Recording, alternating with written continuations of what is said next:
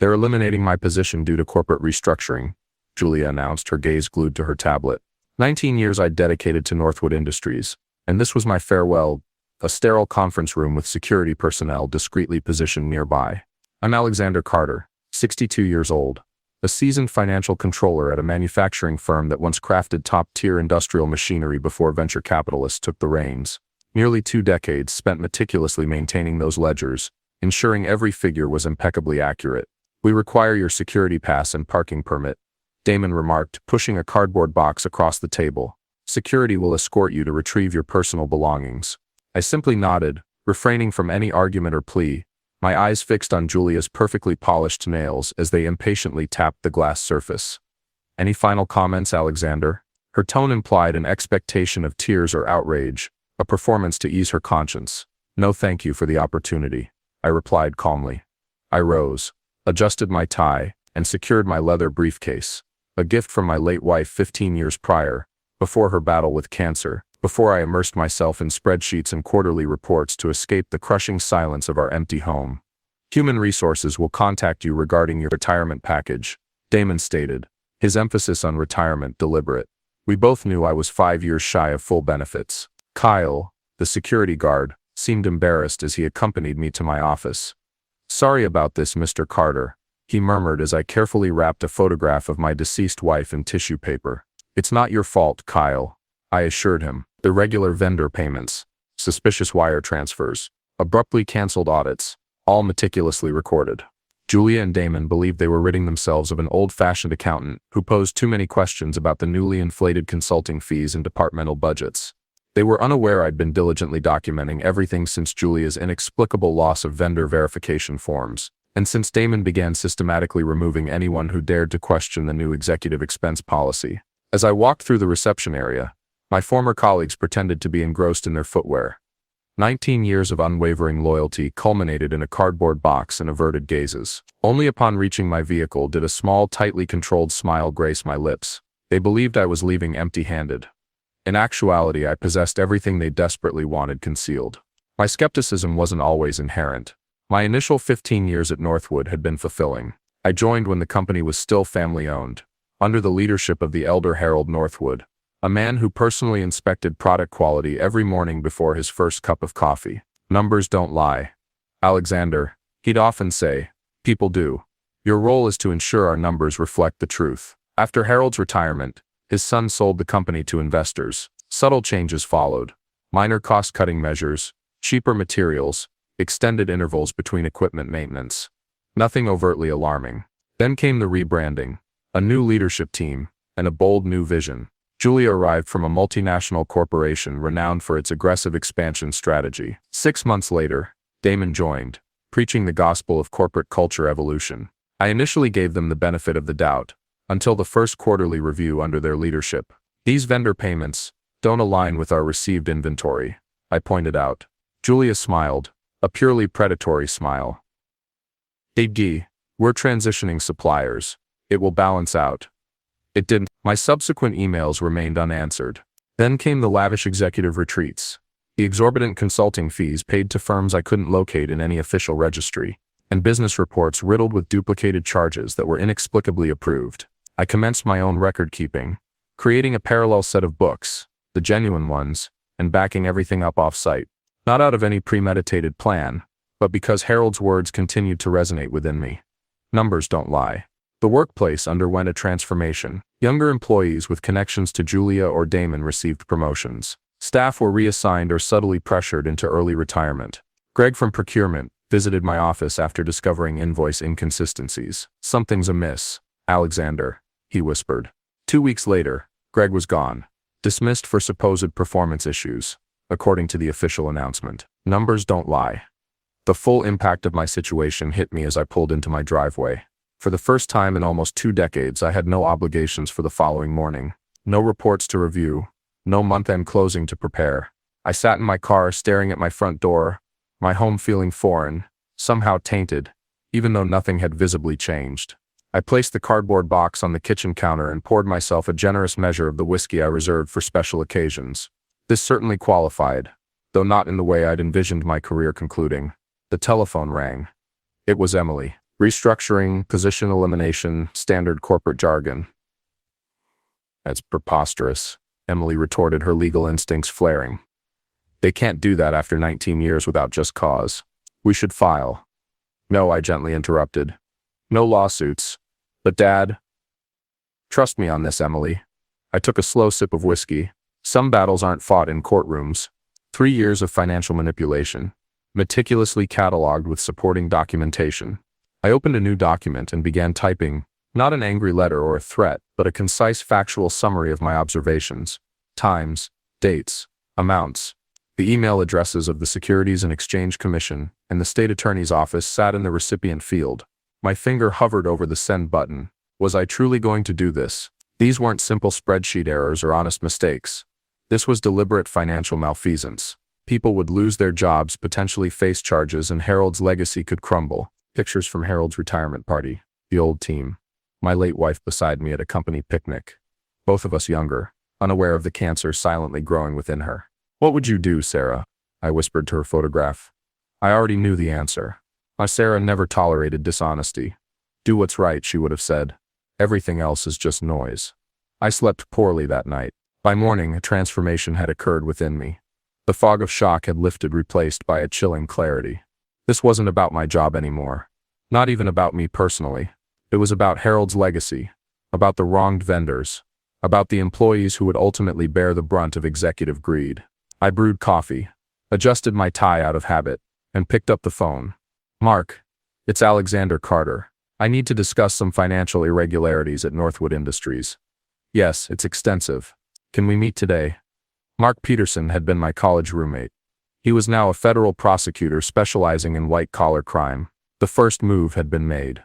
3 months' salary for 19 years of service. I contacted Emily for legal counsel. They're apprehensive about something, she said after reviewing the document. This goes far beyond standard non-disclosure terms. What happens if you don't sign? They're threatening to contest your unemployment benefits and withhold payment for unused vacation time. Her voice hardened, legally shaky. But they're betting you won't have the resources to fight it. I thanked her and promised to consider it. What I didn't reveal was that I'd already made my decision. Later that afternoon, my doorbell rang. Julia stood on my porch, her smile not quite reaching her eyes. Alexander, she said warmly, as if we were old acquaintances, may I come in? I wanted to personally check on your well-being. I allowed her into my living room but offered no refreshments. The severance paperwork, she stated, placing a fresh copy on my coffee table. There was a misunderstanding. We can offer an additional 2 months' pay if you sign today. What's the urgency? I inquired, maintaining a neutral tone. Her smile tightened. The board is finalizing next quarter's budget. We need to settle all outstanding financial obligations, like appropriately compensating vendors. The words slipped out before I could stop them. A flicker of something, fear perhaps, crossed her eyes. I'm not sure what you mean, she replied smoothly. The Westbrook invoices, I stated carefully. The ones that appeared in the system without corresponding inventory receipts. Clerical errors, she responded smoothly. Already addressed. And the consulting payments to Stellar Partners, the company that shares an address with your brother-in-law's home office. The room temperature seemed to plummet. Julia's smile vanished completely.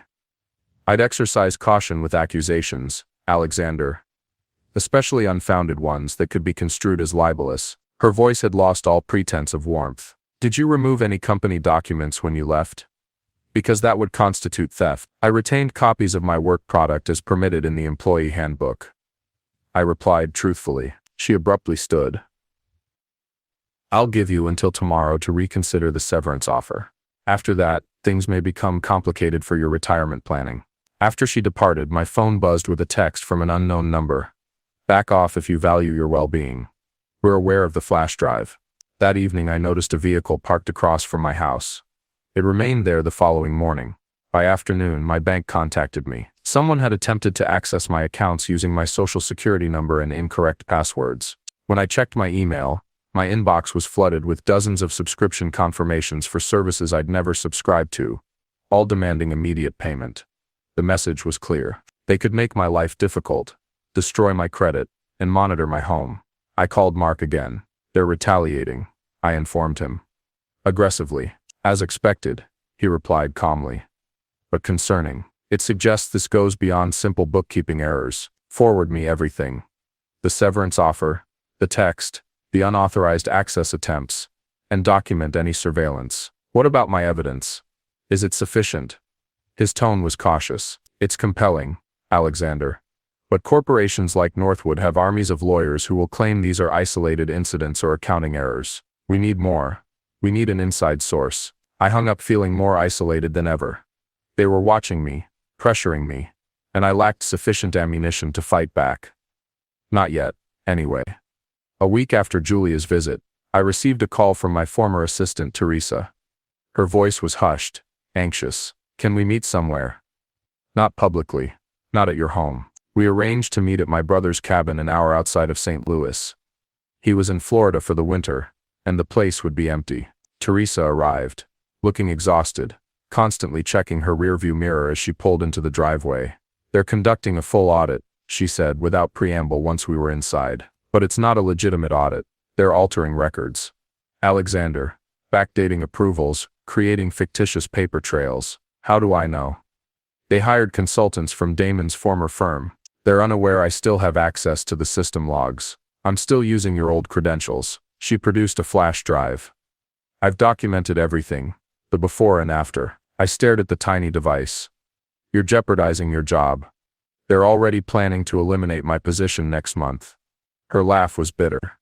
I discovered that when they accidentally copied me on the restructuring email, what Teresa revealed went far beyond my initial suspicions. This wasn't just creative accounting or inflated executive perks. Northwood had been systematically overcharging government contracts, falsifying certification documents for substandard parts, and recording phantom inventory to inflate the company's valuation. There's more, Teresa said, pulling up an email chain. They're preparing to sell the manufacturing division to a private equity group. The employees won't know until it's finalized. The pension fund. Her expression confirmed my worst fears. They've been raiding it for over a year. If the sale proceeds, there won't be enough to cover obligations. Hundreds of families, retirement plans built over decades, all at risk. Who else knows? Just the executive team. And now you. She hesitated. And someone else, I think. David from Quality Control started asking questions last month. He vanished a week before you. Fired? That's the strange part. There's no termination paperwork. His employee file indicates he resigned, but his security badge was never returned, and his desk was cleared out overnight. A chilling feeling settled in my stomach. Have you heard from him? No. His phone goes straight to voicemail. On the drive home, I couldn't shake the feeling that we were dealing with something far more sinister than financial fraud. The surveillance vehicle was gone from my street upon my return, but that offered little reassurance. I called David's number, straight to voicemail. As Teresa had stated, I left a vague message about potential professional opportunities. Then I called Mark again. We need to expedite this, I told him, explaining Teresa's revelations. This changes everything. He agreed. The pension fund angle elevates this significantly. I'll speak with my superiors tomorrow. But Alexander, he paused. Be careful. If they're manipulating records on this scale, they're desperate. Desperate people make dangerous choices. That night, I couldn't sleep. I kept thinking about David, about Harold Northwood, who had trusted me to maintain his company's financial integrity, about the machine operators and warehouse staff, who had dedicated decades of service, relying on pensions that were being systematically plundered. At 2 a.m., my security system alerted me to movement in my backyard. By the time I reached the window, whoever it was had disappeared. But my home office window was slightly ajar. They weren't just observing anymore. They were sending another message. Nowhere was safe. I didn't wait for their next move. By dawn, I was executing a plan I'd been developing since Teresa's revelations. First, I moved all my evidence, my documentation and Teresa's, to 3 separate secure locations. One set went to Emily with instructions to open it only if something happened to me. Another went into a safety deposit box at a bank beyond Julia's reach. The third I encrypted and sent to Mark with the decryption key delivered separately.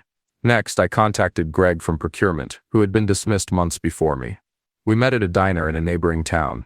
I've been anticipating this call, he said grimly, after I explained the situation.